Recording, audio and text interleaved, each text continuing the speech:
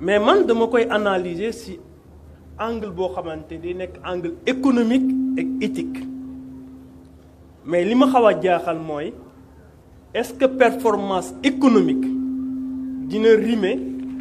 ak li ñu tuddee justice sociale loolu xaw na maa jaaxal moo tax dañuy poser la question nag la mooy filière juste est-ce que suba ba tey li ma fi dégg loolu la ñu jàppee filière juste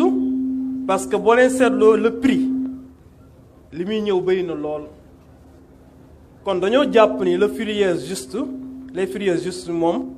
day agir uniquement sur producteur bi nañ ko fay bu baax alors que man dafa am ñetti pàcc yoo xamante ni jàngat naa ko bu ci njëkk mooy damaa jàpp ni c'est un système d'abord économique cohérent bu ñu waxee filière juste rek système économique bu cohérent la boo xamante ni jël en compte ñetti mbir yu am solo bu ci njëkk mooy efficacité économique mooy xarañte li nga xamante ni mooy gàncax bi beneen bi mooy équité sociale beneen bi mooy stabilité institutionnelle mu am ñetti fonction yoo xamante ni aussi jàngat naa ko fonction bu ci njëkk mooy la fonction distributive xam nga état dafa am ñetti fonction yu am solo la fonction régalienne la fonction de redistribution et la fonction de production mais ñetti fonction yëpp benn moo ci gën a am solo mooy la fonction de redistribution ki nga xamante mooy baykat bi moom dafay participer sur la création de valeur ajoutée moom kon la moo tax kenn du ko delloo kon loolu problème la mooy li mu créé moom ci valeur ajoutée kenn delloo ko donc fonction boobu dafa sooxe dem nañ sax ba nga xamante ni moom li ci gën a ndaw sax boo xoolee moom lañ koy jox beneen fonction bi mooy la fonction corrective mooy war nañu corriger ci li nga xamante ni mooy suñu yaay ji li mu doon wax parce que baykat bi bu nawet neexul comme moo koy supporter du baykat bee koy supporter charge yu bëri moom moo koy supporter mais ba ñuy fixer prix bi est-ce que moom woo nañ ko ci mu bokk se nañuy fixer prix yi dañ leen di imposer ay prix donc loolu aussi loo xamante ni bokk na ci ñu xoolaat négociation ci côté prix bi beneen fonction bi mooy la fonction productive xam nga bu ñu waxee fonction productive mooy filière juste dafa war a récompenser l'effort productif ça c'est important et su boobaa nag sama yaay yi laay waxal ñu bañ a jàppee ci seen bopp ay femmes transformatrices bu leen jàppee ci seen bopp ay femmes transformatrices parce que nekkatoo leen sax secteur primaire yéen da ngeen dugg ci secteur secondaire mooy vous êtes des industriels donc tant que jàppoo woo leen seen bopp ay industriels duñu leen jox gëdd bi nga xamante ni war nañ leen ko jox. maintenant bu ñu waree corriger nag défaillance yi nga xamante ni war na am ci système bi d'abord asymétrie d'information bi dafa bëri trop asymétrie d'information mooy acteurs yi yemuñu ci même niveau d'information dafa am ñoo xamante ni ñoo gën a am information que ñeneen ñi loolu aussi war nañ ko corriger. fragmentation de l'organisation paysanne oui organisation paysanne dafa fragmenté wu loolu aussi lu ñu war a corriger la régulation aussi effective des contrats wax nañ ko léegi loolu aussi war nañ ko corriger xëy na après naa ñëw ci proposition yi xamante ni dinaa ko joxe moo tax dafa am 4 leviers pour bañ a monopoliser temps bi rek bu ci njëkk mooy li may proposer man mooy ñu jéem a créer li ñuy tuddee benn autorité pour l'équité économique des filières loolu dina permettre ñu mën a def la surveillance de la transparence des prix moom rôle am loolu lay doon mu jéem a fexe ba réguler les marges bu ko defee baykat bi moom du gaañu beneen bi mooy ñu jéem a mettre en place un système national de contractualisation sécurisé boo seetloo ñi fi wax ñëpp wax nañu problème contrat yi loolu aussi war nañ ko mën a fexe ba mu fondé wu ci lu ñu tuddee la transparence la traçabilité éventuellement la sécurité juridique mooy indi sànq suñu yaay ji li mu wax signé nit contrat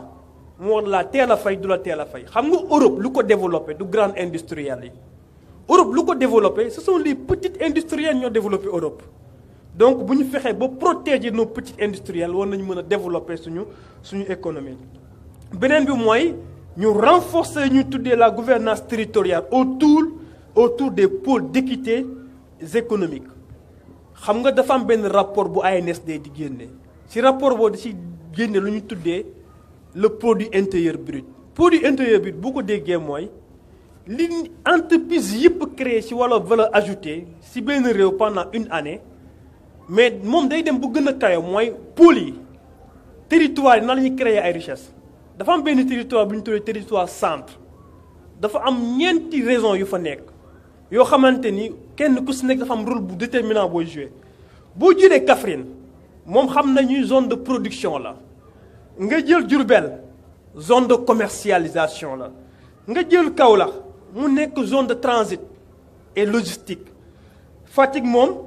zone de diversification agricole la. kon est-ce que jarul ñu jéem a xool nan la ñu mën a interconnecter ces zones là zone centre nan la ñu mën a interconnecter ba nga xamante dina mën a am jeexital ci li nga xamante ni mooy activité yi ñuy def.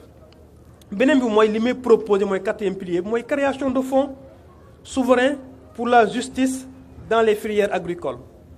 mooy fonds boo xamante dina taxaw pour mën a taxawu li ñu tuddee les filières justes. et ça aussi je pense que état bi war na ci mën a gën a taxaw. fi ñuy terminer nag en termes de conclusion dañuy wax ni bu ñu waxee justice économique des filières loolu du luxe en fait. loolu benn impératif la pour la stabilité et la souveraineté. il faudrait que ñu jëm a comprendre que li ñuy wax ni du luxe comme ni ko borom kër yi defee parfois bu ñu defaree kër ba def ci faux plafond te jàpp nañu luxe la wala ñu ne dañoo am benn cuisine importée jàpp luxe loolu du luxe. donc ñu jàpp ni donc li ñuy tuddee justice économique loolu du luxe mais elle doit être dominée dans l'anticipation parce que état anticipation la. dafa am benn yaakaar naa seen moroom la dafa ñëw seet si ñu te loolu bokk na ci aussi dañu leen si incité yéen tamit man damaa yor cabinet ba ñu seetsee lu mu bëggoon xam mooy dafa bëgg a mettre en place benn unité de production de biscuits à base de céréales mooy li nga xamante mooy ferñeent yi nga xamante dañ ko defee Sénégal bëgg see defar biscuit mais mu demandé ñu nañ ko accompagner mais lu ñu ko njëkk a proposé bokk na ci une étude de marché. si étude de marché boobu actuellement daf moo ngi en cours dañuy wone que ni avant muy song benn activité foog mu xam marché bi nan lay fonctionner ba pare surtout le prix parce que ñun lu ñu gën a sonn sànq yaay bi wax na ko ci le bio ñu jàpp ni dafa cher ba ñeneen sax ñoo koy gën a utiliser que ñun nu ñu koy utiliser mooy prix bi parfois dafay défavoriser li nga xamante ni mooy la production bi ngeen bëgg a def. donc je ne vais pas trop tirer en longueur comme 7 minutes lañ ma joxoon rek damaa ne woon naa génne des pistes de réflexion boo ko defee intervention ñooy gën a dooleel li nga xamante wax nañ ko asalaamaaleykum wa rahmatullahi taala wa barakatuh. merci professeur ci leeral yi dañu doon laaj lan mooy justice sociale ci filière mais je crois que ni nga ko développé ak proposition yi nga def nga xam day interpeller ARM quand sur le premier levier